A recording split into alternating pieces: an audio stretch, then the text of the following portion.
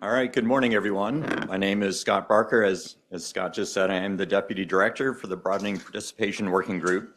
Mira Habashi, who is the director, was planning to be here with us today to lead the workshop, but she was unable to travel.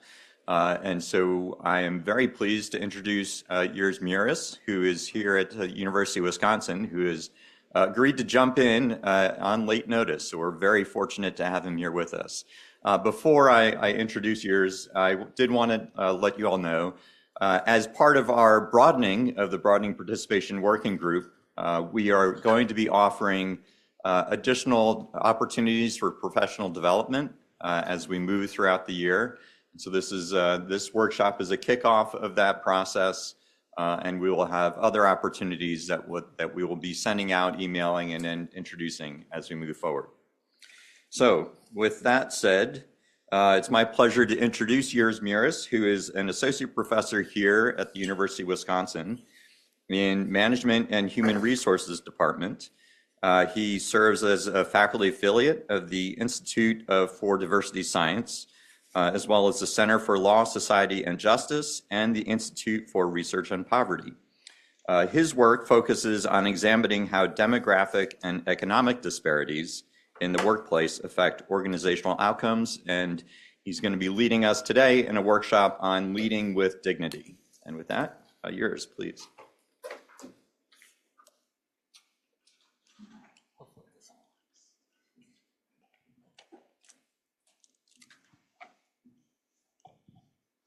All right. Hello, everyone.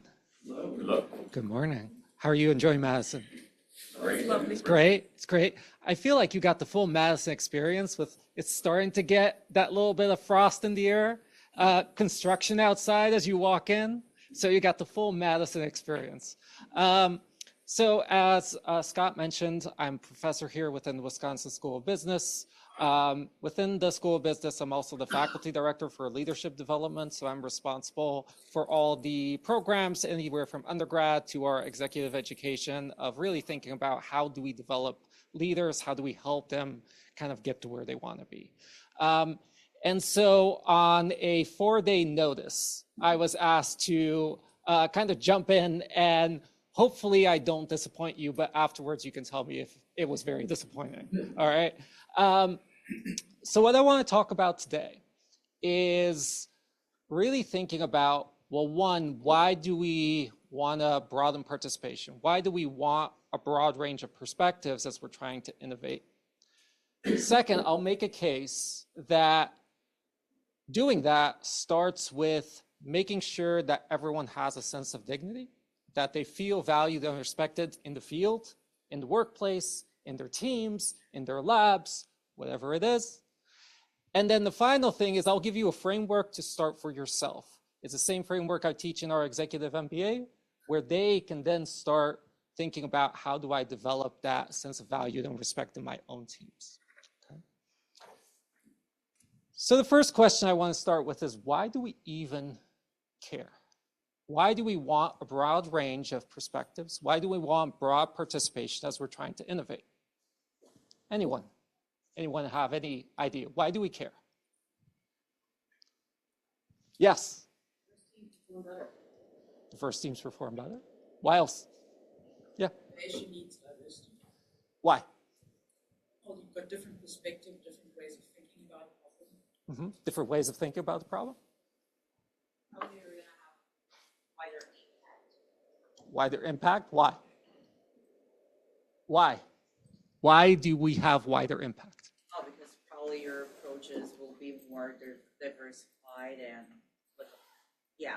I think We're going to be able to think about maybe more opportunities, also more problems that might come down the road. Okay. Yes. The others? Yeah. A little diversity brings more diversity in the longer run.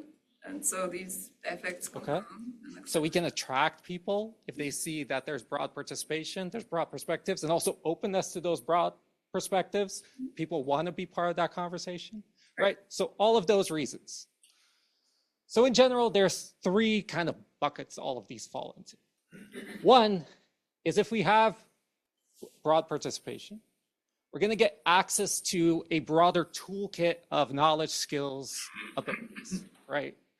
presumably, as we have more people participate, we're going to get more of kind of that unique knowledge, those unique abilities, those unique skills. Second, we can uncover opportunities and anticipate any threats, right? Wider impact, because we kind of know what are those opportunities, but we also know what might be some problems that might come down the road. And the third is it actually improves our process of making decisions. It improves our process of coming up with new ideas, right? Just having people in the room that have different perspectives from everyone else improves the process of decision making. But we don't always get access to these benefits.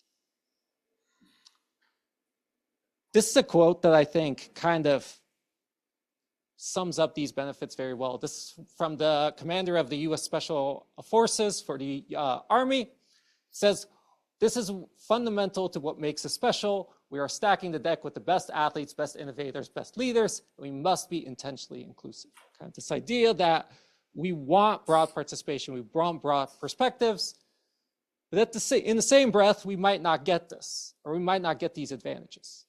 Because at the same time, what we also know is that very often people who have different perspectives don't participate, right? They don't actually participate in the conversation, or they leave the conversation because they realize I'm different from everyone else. Even if they stay, people stay in their silos. People don't talk to others who have different perspectives. And we all know this in a classroom, whether you've taught, whether you've been in a classroom, people go sit next to the people who are most similar to them, right? In the same way, as if we know people have different perspectives, we go sit to those with those who have more similar perspectives to us. And very often that disagreement that comes from having different perspectives turns into conflict, right? Now we don't have that kind of beneficial disagreement that leads to innovation. Instead, we have conflict that actually undermines innovation. And so what I'm going to argue for you today is that taking those advantages and reducing those disadvantages or those challenges starts with you and what you do on a daily basis as you interact with people in the field, in your team, in your lab, your organization. Where it starts is giving people a sense of dignity. Whether they feel valued and respected in the field, whether they feel valued and respected in their team, whether they feel valued and respected in their organization, matters for how people engage with people who are different from them. If you look at the statistics, the majority of people actually don't feel valued and respected at work. And this has been a trend that's been continuous over the past decade. Only about 30 to 40% of people actually report saying, I feel valued and respected at my job, right? So there is this big gap between what we kind of know can help broaden participation, broaden perspectives, and what we're seeing in a lot of workplaces. The reason that dignity matters so much for whether people engage with those who are different from them, who have different perspectives, is because there is something deeply psychological about feeling valued and respected in your team at work. When people don't feel valued and respected, it's painful. There's actually evidence that it activates neural regions associated with emotional pain. It hurts us when we don't feel valued and respected in our jobs. It affects how we view ourselves. It actually undermines our self-esteem when we don't feel valued and respected at our jobs. And because of that, people start playing defense internally. We don't trust others. We don't build bridges with others. We don't have those useful disagreements that lead to innovation because we want to protect ourselves. We want to protect ourselves from that pain that comes with not feeling valued and respected. We want to protect ourselves from not feeling worse about ourselves. And so we put up barriers. On the other hand, when we do feel valued and respected, it's associated with neural regions that or it comes with neural regions, or it affects neural regions associated with rewards. It's rewarding when we feel valued and respected at work internally. It boosts our self-esteem. We feel good about ourselves. So as a result, we build bridges, right? So when we don't feel valued and respected, we put up barriers. When we do feel valued and respected at our jobs, we build bridges. And work for a lot of people is so inherent to kind of how they view themselves, view their identity, that how you're treated at work, whether you're valued and respected at work, actually sometimes matters more than how you're valued and respected in other areas of your life. So that's why it's really, really important to think about how can we create that sense of dignity in a work environment. Give you some evidence for this. So I've done some work around trust and thinking about, well, how people are treated at work affect whether they trust others? And so there was a national survey that was done that asked people, do you think most people can be trusted, or you can't be too careful? Right? And then I looked at, well, do they feel valued and respected in their own jobs? So what happened? When people don't feel valued and respected at work, much more likely to say you can't be too careful. Much less likely to say, oh, other people can be trusted. When people did feel valued and respected at work, much more likely to say people can be trusted. So again, people play defense when they don't feel valued and respected at work. People build bridges, are more willing to engage with others, be vulnerable with others when they feel valued and respected themselves. Same national survey. Do you think people try to be helpful, or do you think people are out for themselves? So what happened? Actually reversed. More people said when they feel valued and respected at work, they assume that people generally try to be helpful. Again, we have this approach orientation. We're more likely to see the best in people when we ourselves feel valued and respected at work, where we see the worst in people when we don't, right? So dignity is contagious. What about the workplace? Do you think coworkers can be trusted? Those who felt valued and respected at work, more likely to say that their coworkers in general can be trusted. For those of you, I saw some people in policy or government relations. Can government officials be trusted?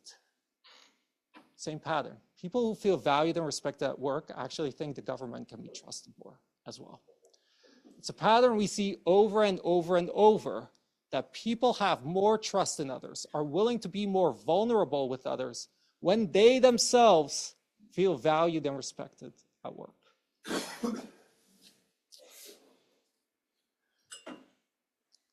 So based on this evidence, I tried to develop a framework to teach managers how can you develop that sense of value and respect in your own teams, in your own organizations. And this led to what I call the 4 Gs of leading for dignity. So what I did is I asked a whole bunch of people, tell me about a manager that made you feel valued and respected at work.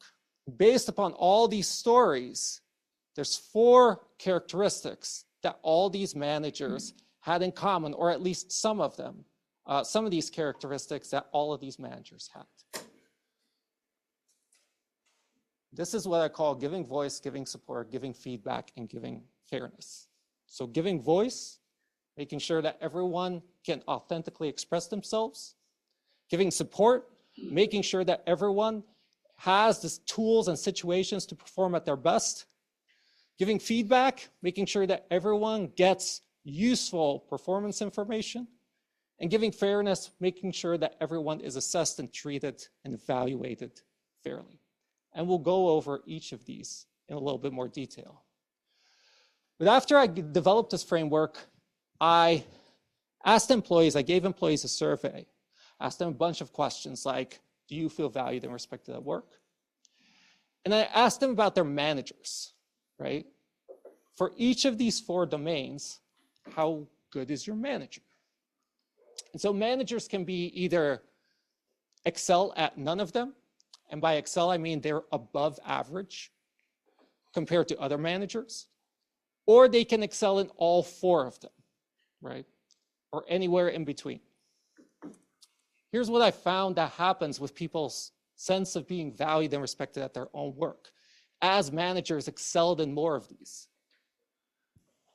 it goes up quite significantly.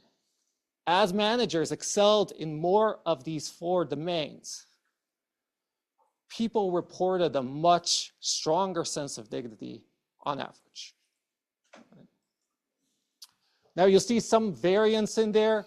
It's not all about managers, right? You can have the most amazing manager, but for those of you who work at universities, sometimes there's only so much your manager can do to kind of stop all the other stuff happening. But managers do have significant influence on whether people feel valued and respected. Talking about broadening participation and perspectives. I asked people, that is much bigger on the slide than it was supposed to. So I asked people, do you enjoy working with people who are different from you? And how important do you think it is to work with people who are different from you? At the top is how important do you think is to work with people who have different perspectives and ideas than you? At the bottom, it's how much do you enjoy working with people who have different perspectives and ideas than you? And then I compared those working for managers who excelled in none of these 4 areas and managers who excelled in all of these 4 areas. And consistently, those who worked for managers that excelled in these 4 areas enjoyed working with people who are different from them more and thought it was more important to work with people who are different from them. Hopefully these other graphs don't have this zoomed in, but that's not where it ends. Oh, these are also zoomed in. I asked people about, are you looking for another job? Are you considering leaving within the next year? Compared people working for managers who excelled in none, excelled in all of them. What I found is that the turnover rate or intended turnover rate was about 3 times higher for people who worked for managers who excelled in none of these areas compared to those working for managers who excelled in all 4, right? So it also keeps people. When you manage people or lead people in a way that makes them feel valued and respected at work. It doesn't end there. What about well-being, how people feel? This one looks fine. People who work for managers who excel in all of these 4 areas rather than in none exhibit lower chronic health problems and lower rates of depression compared to those working for managers who excel in none. Mind you, this is actually accounting for how much you make, what job you're in, all these kind of things. This is even if we take people in the same job, these outcomes or these comparisons remain. And the final outcome, we have this joke in the business school. I'm assuming those of you working in universities, but also in organizations have this too. Whenever you give a presentation, at some point you have to sprinkle in AI or nobody listens to you. So this also matters how confident people are in using technology in the workplace. So people are more confident using AI and actually use AI more frequently in their jobs when they work for managers who give them that sense of value and respect, right? Because it makes them more confident in using that technology. So I want to go through these 4 areas, kind of a very high level. Want to talk a little bit about kind of how you can get started, and then I want to leave a little bit room for questions, talk about whatever you want. Okay. Start with giving voice. A lot of times when I see managers who want feedback from their employees, they want input from their employees. The common thing is for there to be what I call the 3 walls to giving voice. There's 3 kind of walls that managers put up that makes it difficult for them to get these different perspectives that we know can lead to innovation. wall against agency. They restricted people's abilities to kind of use their talents and skills. The extreme form of this would be the micromanager, somebody who tells you exactly what to do, doesn't want you to do anything else, and will make sure every minute of the day that you're doing exactly that in the way they want to. Wall against authenticity, favoring conformity, right? We want everyone to conform, but that actually takes away from kind of what makes people unique. The wall against candor, either encouraging or forcing. Usually it's encouraging. People are usually, or managers are usually not explicit in this, but it's usually encouraging people to curate their input in some way or form.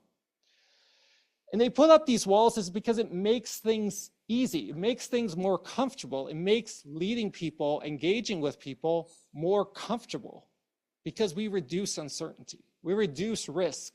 But at the same time, by doing that, it makes others feel like their perspectives, what they bring to the table, isn't valued, isn't respected. So how to break through this? First step is, if you're leading a lab, you're someone with higher status, you should set that example or that norm of having some authentic connections with people and trying to have that more kind of personal connection, trying to have that what makes you individual come out and communicate that with others to say it is okay to be different from others. Now I put here within reason because there is always one person who takes that to the extreme, right? You're still at work. But obviously there's a gray area there, right? It's like, feel out. You're setting the norms, especially if you're in a place, a position of leadership, position of status, you set the norms.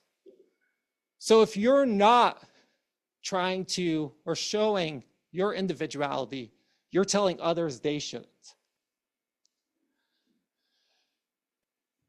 Second thing to do, share times of feedback and failure. A lot of times, if you're in a leadership position, you feel like you can't share when you failed because you have to seem like you know everything. There's a reason you got into this position, right? But there probably were a lot of failures on the way. I know for me, it's more failures than actually successes to where I got. And one of the big challenges that comes with getting input from people is there's two barriers. One, people don't feel like you're going to receive their input well, particularly if it's negative feedback. Or two, even if I give you some feedback, you're not going to do anything with it. So what's the point, right? There's a technique called feedback sharing that can try to get people to actually give honest feedback. Because maybe some of you have had this experience where you've asked people, like, anyone have anything to tell me or anyone have any feedback, and nobody says anything, right? Usually for one of these two reasons. People don't feel what's called psychological safety, or people don't feel like anything's going to happen even if they say something. So let's say we have this conference, and you said, well, last year, someone told me that the conference was too long, so we shortened it. We made it, instead of 3 days, we did 2 days. We made that change based upon the feedback we got last year. I'd really love to get some feedback from people. That's feedback sharing. I just shared that I got feedback last year. I received it, and I did something with it. Can you please give me feedback now? It changes the conversation because you've just communicated there's no negative consequences to you for saying something, and I'm actually going to do with it something with it, right? So sharing those times where you got feedback, sharing those times where you failed can be a way to break through that and start getting more accurate, real input. The third thing you want to do is normalize saying, I don't know, or I didn't think of that, right? A lot of times, people don't feel like they can say, I don't know this. And so they just say whatever answer they can come up with. But it's up to you if you're in a leadership position, to set that norm for people to be able to say, I don't know this, right? Or I don't know this now, let's go figure it out. Or say, I didn't think of that, that was a great idea. Seems very small, but you're setting a norm that it's okay not to know something. And it's okay to have ideas that are different from mine. Right? So part of getting through giving voice is about setting norms, and especially if you're in a leadership position, especially if you're in a high status position, it starts with you, because you're able to take those risks, where people who are lower status positions, who may not have your positions, may not be able to. Second, giving support. So the exercise I do to demonstrate kind of giving support is I tell, whether it's teams or organizations, to draw their organizational chart, right? So if you actually have people draw their chart, it will almost always look like a pyramid. And that's two reasons. One, that's how every organization, company draws their organizational chart.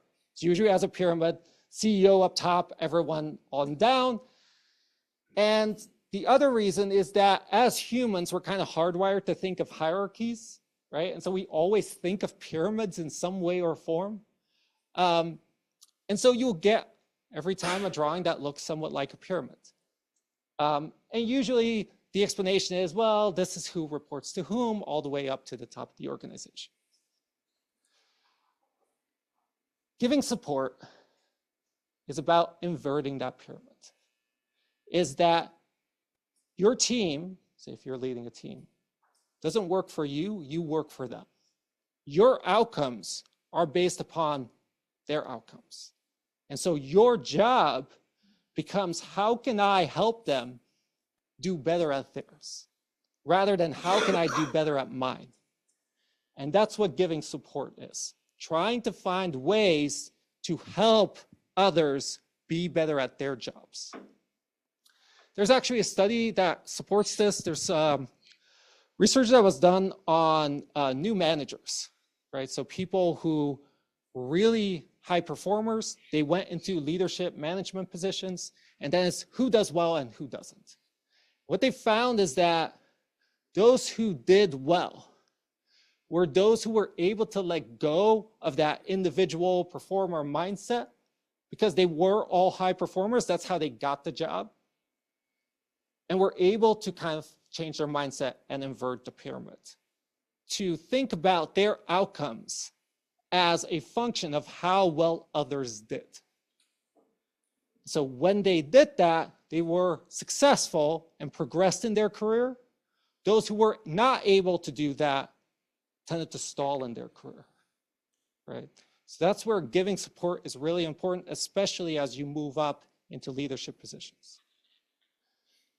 Here's a simple framework to do this on a day-to-day basis, what I call inform, integrate, impact.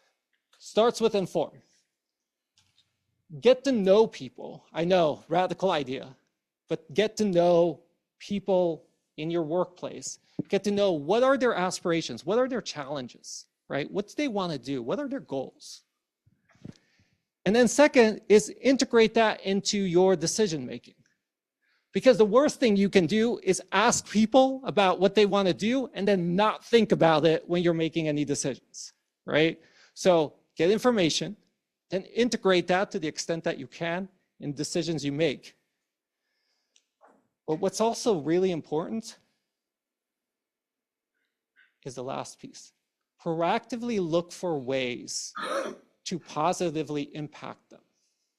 What that means is, for example, there's some training out in your organization or university, and you know that aligns well with somebody's career aspirations, connect them to it, right? So this is where they don't know that there's an opportunity out there that can help them advance their goals. You can be that link. And that's the impact piece, is be proactive in trying to support people. Don't just be reactive and integrate it into your decision making. Third dimension It's giving feedback. So when you ask managers, what's your biggest challenge in managing people? The constant answer is giving feedback, or how to give feedback, especially how to give negative feedback, right? Because giving negative feedback, one, is uncomfortable for us to do. And two, you don't know how the person's going to react. Is it actually going to have the outcome that I want, right? But when you actually look at feedback in most workplaces, most of the feedback that people receive is negative. You might think about your own work experiences, think, yeah, most of the time when somebody said something to me, it was that I did something wrong, right? That's most people's experiences. It's about 2/3 of the feedback that you get is negative, compared to 1/3 at best is things you did right. So there is a real positivity deficit actually when you look at the feedback that people receive in the workplace. And part of it is what's called the headwinds, tailwinds asymmetry. It's a very long word to just say, if I asked you to think of your team, right? Asked you, how's your team doing? It's much easier for you to think about the things that are holding your team back than it is to think about the things that are pushing your team forward, right? You're probably going to list a whole bunch of challenges and problems that your team is facing, rather than things that are helping your team move forward. Eventually, if I had you do that for 5 or 10 minutes, you're going to get into those tailwinds, but eventually the first things you're going to say is all headwinds, all things holding your team back, right? So that's somewhat driving positivity deficit when it comes to feedback. Is if I asked you, how's this person doing? It's much easier for you to think of, well, this is a challenge. This is something that we're trying to work through. This is something that we're trying to work through, not the things that are propelling the person forward. So amplifying that positive side is just as, if not more, and that's because it happens less, important than providing negative feedback. So if you think about giving feedback in your own workplace, it's partly about systems. So if you have a poor performance management system, feedback system, there's only so much you can do as a manager, but you can work within most systems to try to turn feedback into a continuous conversation. I always have that with anyone who works for me. We have annual reviews. There's nothing in your annual review you haven't heard from me before, right? There's never any surprise because I've told you already, or we've had the conversation already. But if something's both good or bad, you're going to know exactly what's going to be in that annual review because we've had those conversations continuously over the year. But a couple of things to consider. One is create space to recognize the positive things that are happening, right? Don't just go to people and give them feedback if something's not going well, but find ways to recognize when the things are going right. And this can be something that is relatively easy. You can go and walk by someone and say, hey, I saw the project or a presentation you did. It was really good. And move on. It doesn't have to be this formal thing, but making sure you're having those moments of positive feedback. Focus on progress. If you have a project that's going to take a year, 2 years, what are very small milestones where you can celebrate progress, but also where you can give negative feedback if it needs to be done, right? Not just waiting till a project is done, but having very small milestones where you can have those conversations. If you do need to give negative feedback, right? So for the longest time, there was this question about, if we give people negative feedback, they're not performing well. Do we get them to perform better afterwards? And the answer is it depends. Some people get negative feedback and withdraw, right? Performance actually goes down. Some people take that negative feedback and actually perform better afterwards. So how do you get there? Well, one is, what determines is it whether that negative feedback is about the task versus about the person. If you give negative feedback to someone and they think, I'm just not good at this, they withdraw. if it becomes about the task, that specific thing I'm not doing well, people tend to, are motivated to get better at it, right? So to what extent can you focus your negative feedback on specific tasks rather than having them internalize it as the person? And that's where having mileposts or having that continuous conversation comes in, because you can have those specific conversations and say, this is the one thing where it's just not going well, rather than having it be about the whole person and them internalizing it. And then finally, practice empathetic accountability, or accountability with perspective taking. I'm a big proponent of there needs to be accountability, right? At some point, if it's not working, it's not working. But sometimes that can be, it's not working because it's not the right role for you, or it's not working because there's something else going on in your life, right? And having that perspective taking of just for a minute, taking their side of whatever the issue is, can help you kind of understand of, yes, we have to have accountability, but how maybe can we get to a better outcome? And then the final dimension is giving fairness. So as you're trying to be fair in your workplace and develop that sense of dignity, there are what I call fairness dilemmas. On one hand, there's no dignity without fairness. It's very difficult for people to feel valued and respected at work if they feel like things are not fair. At the same time, dignity also requires recognition. People want to be individually recognized for what they're bringing to the table. And so you might have to recognize someone more than someone else, right? So it creates this dilemma. Here's how to solve this. The first is thinking about what's called distributive equality versus distributive inequality. So there are some things that require distributive equality. Everyone should get the same. Best example of this is health insurance. If I told you, for the academics in the room, you didn't publish enough this year, sorry, health insurance gone, better luck next year, right? Probably not going to feel very valued and respected, right? So health insurance is something where we don't necessarily want to give people different things. Same time, there are other things where we want to use those means to recognize them for their individual contribution. But you have to check 3 boxes to do that well. One is, do people feel like they have control over the outcomes? Do people feel like if I put more effort, if I put more emphasis, if I invest more time in this, I presumably will get to a better outcome? People feel that control. 2, do they see that the procedures used to determine those outcomes, do they see them as being fair, right? So it's not just about the distribution, it's also about the procedures. That can be, if you're the person deciding it, do we view you as somebody who is fair? And is there transparent communication about these procedures, about these distributions? If we can check all 3 of these boxes, we can recognize some people, not others, and it doesn't decrease people's feelings of value and respect. It actually increases them, right? It's very, very important to think about, do people have control? How do they view the procedures? How is communication about both of them? I call this my MBA slide because whenever you teach MBA students, this is usually the question I get afterwards. Is, don't we all know this? Isn't this common sense? Why do I need to sit here, right? So in my data, not even 1/3 of managers actually did these things consistently.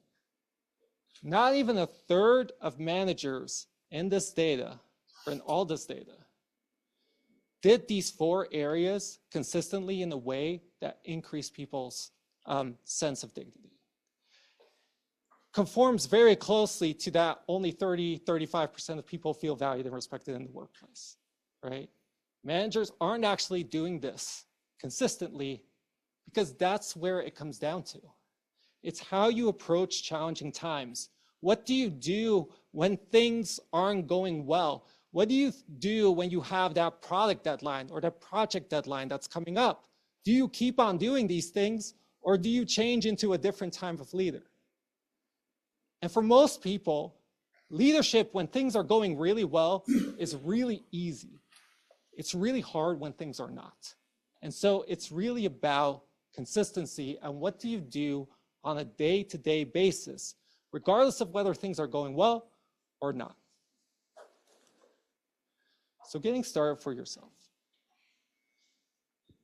The first step is just recognizing your own actions and becoming self-aware and really thinking about what am I doing in my workplace, in my job, in my interactions with people, in my way of managing or leading people. Then, if there are some things that you would like to do different, make a few concrete changes. If you say, I'm going to completely change the way I lead or manage people tomorrow, it's not going to work. That's not how behavioral change works. You have to make small concrete changes and eventually make a few more, eventually make a few more, and eventually you will get there.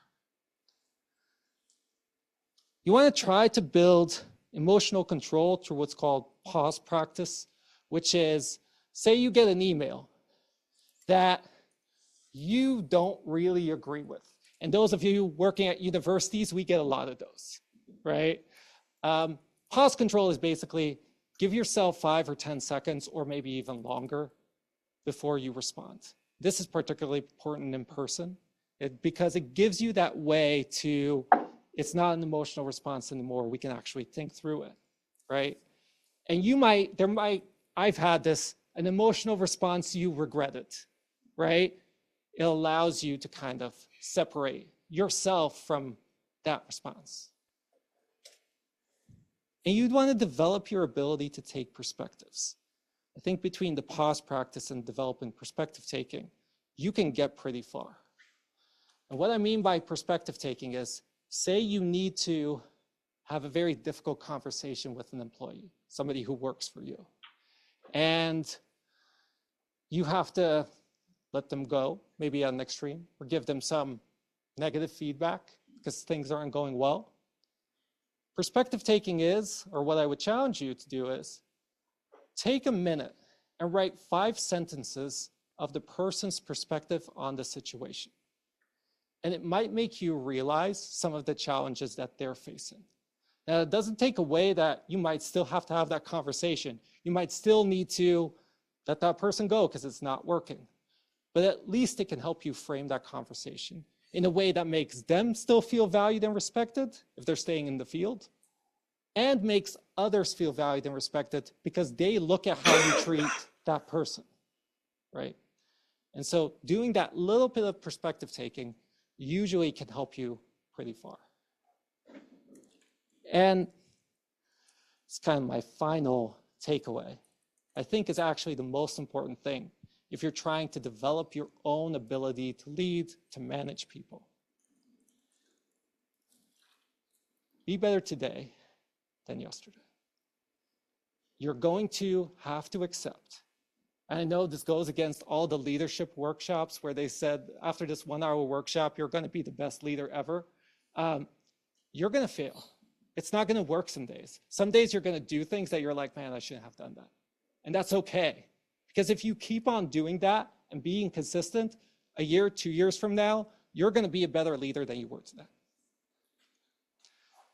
Well, I have like a couple minutes for questions, but here is also my information, my email. I try to post semi-smart things on LinkedIn, and feel free to ever reach out to me with questions.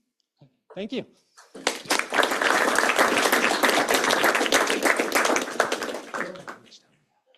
We have until 9:30, I think. So okay. If anyone has questions, if not, you can go get coffee.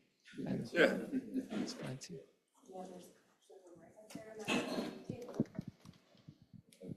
Grab the microphone on the table.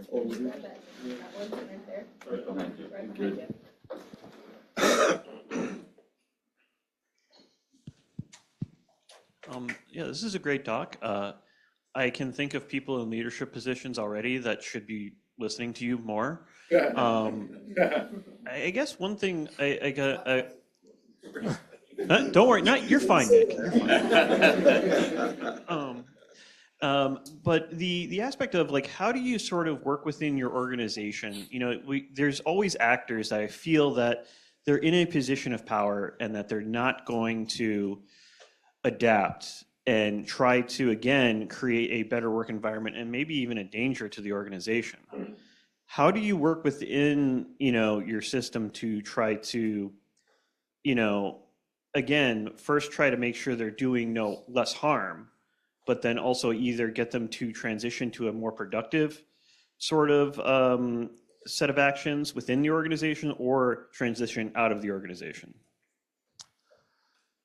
I think that's always a challenge. And obviously there's a lot of context that will go into kind of how, whether or not that's possible. If you're in a university and that person is in that position, that sometimes can be very almost impossible. You know, it kind of depends, or at least from what I've found, it kind of depends on, is it about awareness or is it about not wanting to do anything differently, and that's just how they think things should be done? Because sometimes we think that, oh man, this person is, hope I'm not offending anyone, an asshole.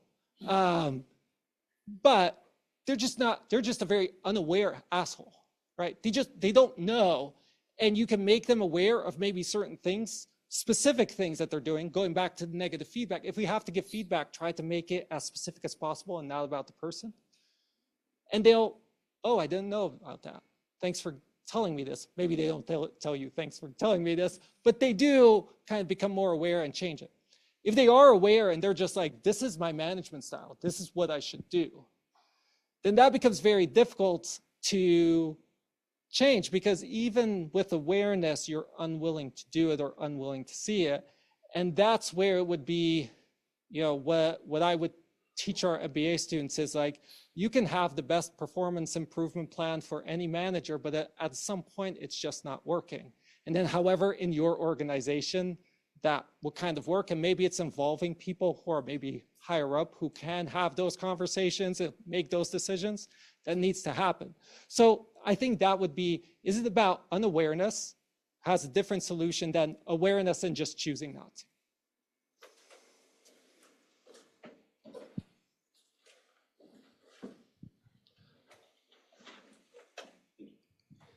Yeah, so as someone who leads people, how can you engage your team to give you that radical candor if you're looking for feedback from the people that you're managing? I've tried to do this, but I think a lot of times people are afraid to give their supervisor constructive feedback, or, hey, this is where I think you could be doing better. Do you have any recommendations on setting that kind of culture within your team?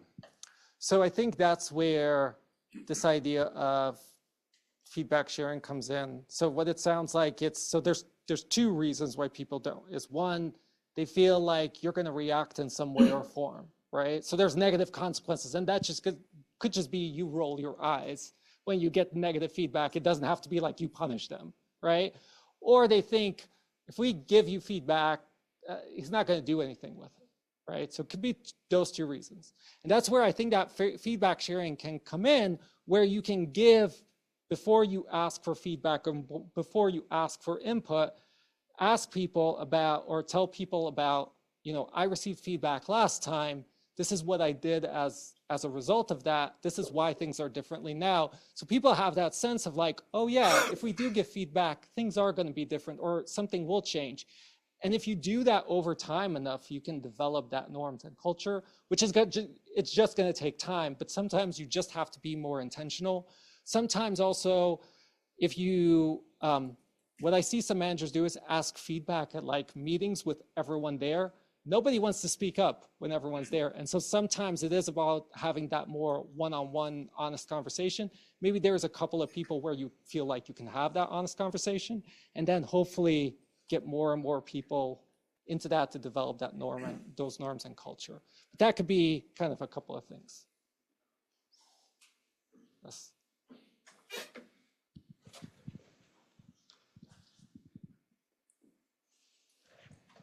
So yeah, thanks for the conversation. I think, you know, one of the interesting points is, as a leader, you get feedback, and there's, like you said, sometimes you're unaware and you get feedback and it's like, great. And it's relatively easy to adopt and change that feedback. Sometimes there's things that are sort of intrinsic to who you are. And, I think there's a much, harder hill to climb to incorporate that feedback, where you may even know that this is something you've heard. You have people that, let's say, you're giving feedback to, and you're giving the same feedback over and over. And, while they're trying to make an adjustment, it's just hard for them to sort of move in that direction. How do you encourage people to sort of address those hard challenges? And I think, sort of implied doing it incrementally. But when you're getting feedback regularly and you're trying to adjust, but let's say it's not working as quickly as you want to, are there strategies or thoughts on how to do that? Because I think the point is, those are things that are hard. So how do you do the hard things? Yeah, and I think sometimes people just have a style or personality, right? And some things for some people are very consistent with their style or personality, and some things are not. And they might want to try, but the inconsistency comes out for everyone. I think a couple of things, or one thing to do is, so say you're just not someone who gives a lot of positive feedback, right? You're just not someone who goes around, like you're someone who think, I just kind of go in and if something's wrong, I kind of step in, but otherwise you just let everyone do their own thing, but that also means you're not giving positive feedback.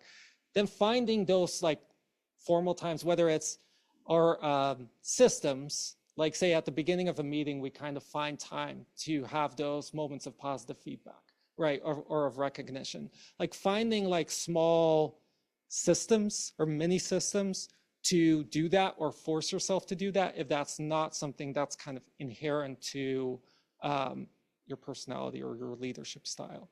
It's kind of the easiest way. Otherwise, it's just practice over time and accepting that it's going to be hard, but eventually finding ways to do the things you want to do, but where it's somewhat more consistent with your personality or your style, where it seems somewhat authentic.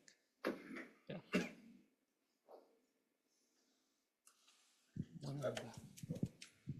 So I have a quick question, which is how disjoint are these properties you've highlighted? In other words, it's really like, if I was going to go into the statistics, it's what's the sample covariance, but it's how correlated are these? In other words, is it the manager's doing something rather than these specific things, or is there a superset of things that these are a subset of? In other words, there's lots of different managerial styles. There's lots of different things that come up, and not everybody has learned each of the things that might happen. Yeah. And so the effect of these things might be wrong in some contexts, for example. So they're correlated, but that's kind of, better managers are better, right? Yeah. At the same time, so you can kind of have three categories where I showed the managers who excel at none, 1, 2, 3, 4. There's kind of three categories. There's about a third, a little bit less, that excel at none. It's about a third that excel at all 4. And there's about a third that are like 1, 2, 3. And so you do have kind of a group of managers who just do none of these things well, a group of managers who do all of these things well. And then you have that like remaining 1/3 that does some, but not all of them. And so is there correlation between them? Yes. So managers who are better at one tend to be better at all of them, but there are managers who kind of are, they're good at, they're good at giving feedback, but they're not really the ones looking to support you, or they're at least in their actions, not really supportive, or, they're really fair, but it's not like we can provide a lot of input, but they're really fair if like some decision about pay has to be made, right? And so there are kind of differences between those dimensions as well. No, there's a question in the back. I think we can do one more question. Okay. Thank you so much for your talk. So I don't want to diverge from the vertical feedback, but do you have any tips of how I stimulate my students to start giving back horizontally so they can start practicing this communication in between them? Mm-hmm. So I mean, part of it depends why they're not.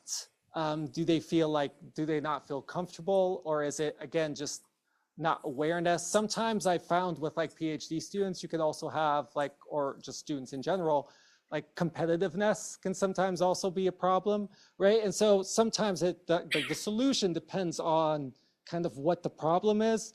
But I think that also goes to kind of finding those moments where you can have students give feedback. Maybe there is like a student presentation and every student has to come, right? And it doesn't even need to be like a formal presentation. We all go sit around the table and just talk about a project, right? And start developing that norm and that culture, which is going to take time. But again, it's like those small actions that you can take to start building that habit, I think can be really important. So it's finding those ways to start building those habits, or if it's about like competition, trying to break down that competition and trying to create a more cooperative orientation.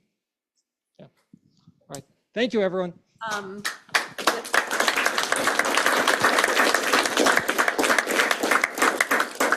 So before we move on to the panel, Mira is on Zoom and has something that she would like to share with everybody. Yeah, so thank you, Dr. Meuris, especially for stepping in on such short notice and taking over. I wanted to tie what Scott mentioned earlier about new professional development opportunities into this presentation, because we'll be working on increasing your self-awareness through many of the options and professional development opportunities that you'll be exposed to or have the opportunity to engage in through the center over the next year or so, as we kind of look at how we professionally develop our team to increase kind of belongingness within the center and to make sure everybody feels valued and respected in the center. So I'll be working with Emily to schedule a workshop on emotional intelligence, which really works to kind of increase your own self-awareness, increase your awareness of others around you, and kind of increases leadership style. And then we'll continue with other opportunities for folks to do self-assessments and things like that to make sure that you're practicing some of these skills that we're talking about. So thank you again. I'm so sorry I can't be with you in person. Life a little too hard for me last week. So I appreciate everybody stepping in and thank you.